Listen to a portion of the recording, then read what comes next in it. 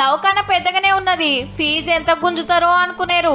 రూపాయే ఏ ఊకొరి పోరలకి ఇస్తే ఇస్త్రీ అవతల పడేస్తారు, రూపాయికి ఏమొస్తది అనేరు. నియంగా రూపాయికే వైద్యం చేస్తున్నారిడా. ఏడనో కాదుల్లా, మన హైదరాబాద్ రామ్నగర్ ఏరియాలనే ట్రస్ట్ తరపున నడుపుతుండ్రు. జ్వరం వచ్చినా, కడుపు నొచ్చినా, కాలు గుంజినా, గర్భిణీలకైనా, ఏండ్ల సందున్న బీమార్లకైనా రూపాయికే వైద్యం చేస్తారట.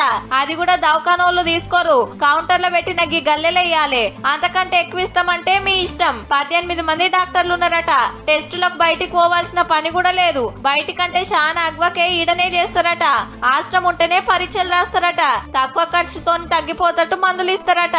ఈ టైప్ హాస్పిటల్ హైదరాబాద్ లో మేము ఎక్కడ చూడలేదు.